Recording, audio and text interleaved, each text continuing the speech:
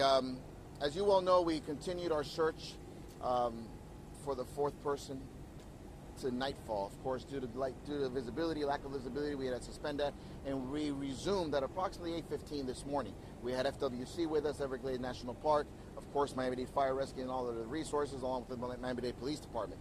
And we began about 8:15, 8:20, and approximately 9:25. We got a call from our homicide detectives that they were able to locate that fourth body. That fourth body has been identified as Carlos Alfredo Zanetti Scarpati. He's a 22-year-old white male. We have spoken to the family. The family was on scene, and again, it's heartbreaking that this tragedy has occurred. Our victim advocates are working closely with the families, providing all the resources necessary. Of course, everyone's hearts goes is with the family during these difficult times. Now begins the second part.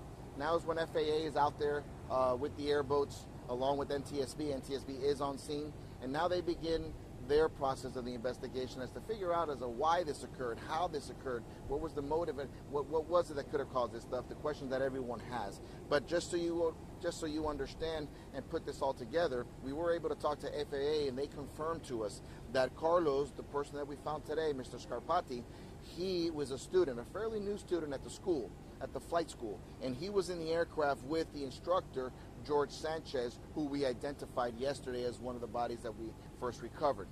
In the other aircraft, there was a Ralph Knight, a 72-year-old white male. He is a pilot, subcontracted inspector for FAA. And Nisha Sewall, who's a 19-year-old, the female that was identified yesterday, she is also a pilot, but she was doing what they call their flight check. And Mr. Knight was obviously the inspector. So we did have three pilots, experienced pilots, flying these aircrafts yesterday.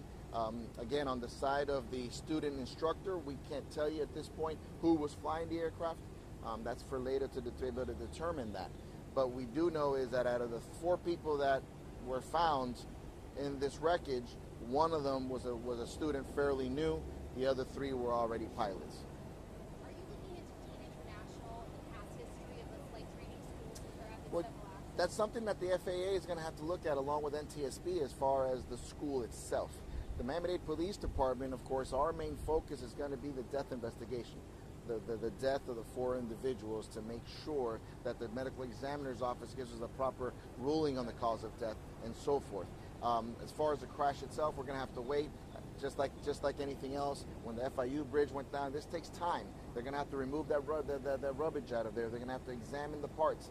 This is something that the professionals are going to need a little bit of time to be able to determine that and provide that information for you. How much longer would they be on scene, canvassing the area as well as collecting those items from The environment makes it a little difficult for the investigators. We're looking at swampy areas. We're looking at there's a lot of mush, and one of the planes, of course, it's not intact. Therefore, they have to go searching for parts of the aircrafts to be able to determine and piece the puzzle together. We don't want to leave any pieces of the puzzle laid out because, of course, it doesn't give a full picture. And that's the difficulties that the investigators are going to have. Because of the location where it's at, the water, the mush, it makes it a little difficult for them to put it all together.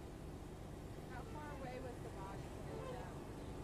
body? For the last one that we found today was not far from the wreckage. Again, it just goes to show that due to lack of visibility, how difficult it makes it. Yesterday, we could not find, even though we were combing the area aggressively with all the resources that fire provided and the airboats and so forth, and we didn't see him. But today, in broad daylight, with the helicopters and everybody involved, we were able, within the hour, or just over an hour, we were able to locate him. So it just goes to show how difficult it is sometimes.